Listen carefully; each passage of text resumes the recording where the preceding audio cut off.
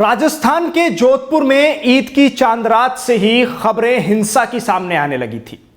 जमकर पथराव किया गया, लाठियां चली, डंडे मारे गए, तलवारें लहराई गई। यह पूरा मामला राजस्थान के जोधपुर में हुआ है।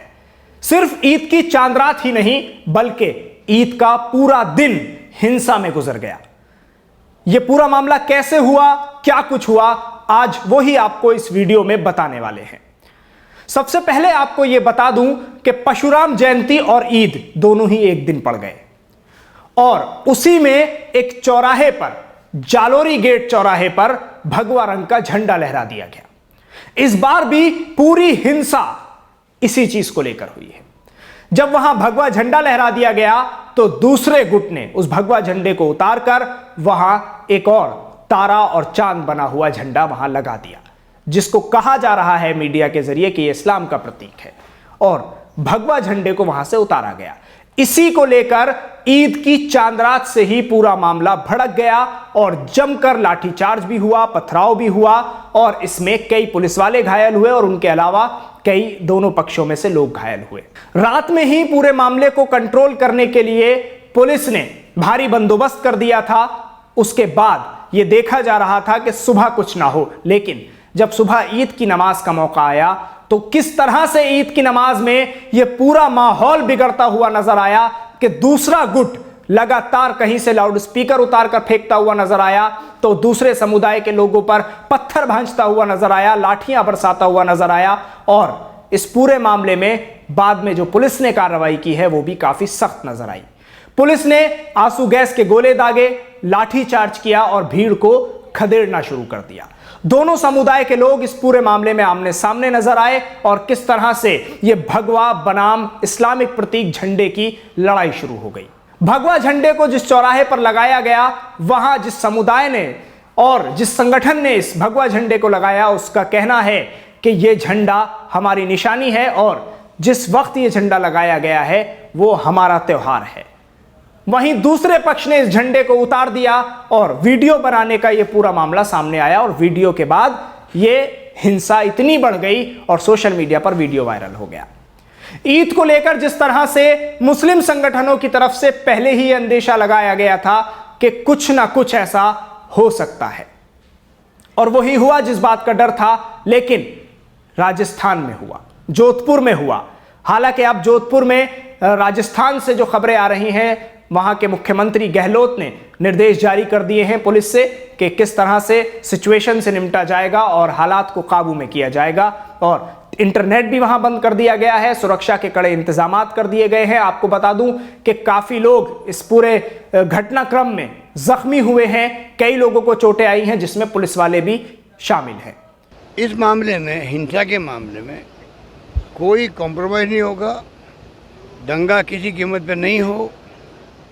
अगर कहीं तनाव भी होगा तो कार्रवाई करेंगे, और जो दंगा कराने वाले लोग हैं, जो भागीदार बनते हैं, चाहे वो कोई जाति का हो, कोई धर्म का हो, कोई वर्ग का हो और कोई राजनीतिक पार्टी का हो, समान व्यवहार किया जाएगा।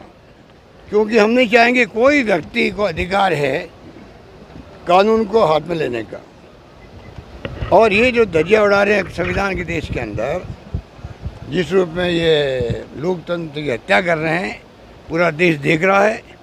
पूरा मुल्क के साहित्यकार, पत्रकार, लेखक सब चिंतित हैं और इनको कोई शर्म भी नहीं आ रही है। खुला नाच हो रहा है, दंगे भड़क रहे हैं, कानून की धज्जियाँ उड़ रही है, क्योंकि इनको घमंड आ गया बुलडोजर के माध्यम से।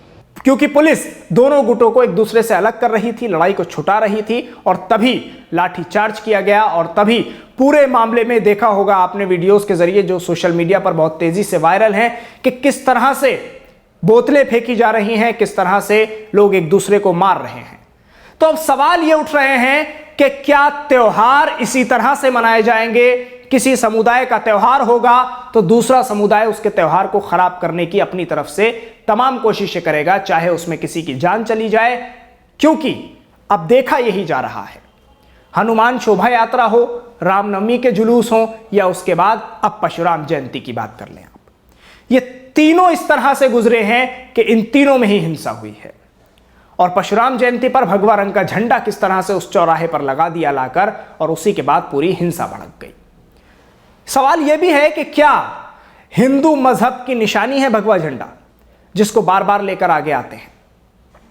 क्या यह भगवा झंडा ही हिंदू मजहब की पूरी पहचान है, या फिर यह हिंदू मजहब की नहीं बल्कि कुछ हिंदुत्ववादी संगठनों की पहचान है कि जिन्होंने इस भगवा झंडे को एक विशेष समुदाय के खिलाफ इस्तेमाल करना शुरू कर दिया है, उनकी भावनाओं को आहत करने के लिए, उनको उकसाने के लिए, उनको सड़क पर लाने के लिए, लड़ाई के लिए आमादा करने के लिए। अब इस भगवा रंग के झंडे को कुछ हिंदुत्ववादी तथाकथित संगठन इस्तेमाल करने लग गए हैं और देश का माहौल खराब करने की पूरी कोशिश इसी के साथ करते हैं। यही चीजें देखने को मिल रही हैं। हनुमान जयंती हो, शोभा यात्रा के जुलूस हों, रामनवमी शोभा यात्रा के जुलूस हों, उन सभी में इसी तरह की चीजें देखने को मिलती हैं। कहीं किसी मस्जिद पर भगवा रंग का झंडा लहरा दिया जाता है, किसी मस्जिद की मीनार पर लगा दिया जाता है, या ईद से पहले किसी ईदगाह पर भगवा रंग का झंडा लहरा दिया जाता है। तो क्या एक समुदाय को टारगेट करने की ये पूरी जो तैयारी है वो लगातार जारी है? ईद प्यार मोहब्बत का संदेश देती है, दोनों समुदाय के लिए है ये बात। अब देखिए, दोनों समुदाय आमने सामने आकर खड़े हो गए हैं और अभी तक जोधपुर के हालात सामान्य नहीं हैं। स्थिति अभी भी खराब है, इंटरनेट अभी भी बंद है, भारी बल प्रयोग किया जा रहा है, वहां पूरी तरह से जो संगठन है उन्हें अलग अलग किया गया है, लोग घरों में हैं, कोई बाहर नहीं निकल रहा है, कर्फ्यू नाफिज कर दिया गया है, कर्फ्यू लगा दिया गया है। तो ऐसे हालात क्यों बने? क्यों दोनों समुदाय आमने सामने आ गए? ये तमाम चीजें आपको समझनी होंगी कि ये बहुत पहले से चली आ रही हैं। रात में जब चांद रात में ये पूरी हिंसा भड़क चुकी थी और लग रहा था कि सुबह इस तरह का कुछ हो जाएगा, तो फिर प्रशासन इसे रोकने में कैसे नाकाम रहा? कैसे हिम्मत हो गई उन संगठनों की कि वो लाउड स्पीकरों को उतार उतार कर फेंकने लगे? कैसे हिम्मत हो गई कि इतने बड़े गुट सड़क पर नजर आ गए? कहां फेल्योर हुआ है इस पूरे मामले में, इसकी जांच अभी चल रही है। प्रशासन की तरफ से अभी इसमें बयान नहीं आया है। कहा जा रहा है कि उच्च स्तरीय जांच इस पूरे मामले की जा रही है, जो दोषी हैं उन पर कार्रवाई की जाएगी। लेकिन अब सवाल यही है कि इस तरह के जितने मामलात हैं उनमें दोषी कौन होते हैं, किन पर कार्रवाई की जाती है? तो अब देखना होगा कि राजस्थान के जोधपुर में जो ये घटना हुई है, कितने बड़े लेवल पर इसकी जांच होती है और कसूरवार जितने हैं जिन्होंने ईद के इस त्योहार पर हिंसा फैलाई, उनको क्या सजा मिलती है।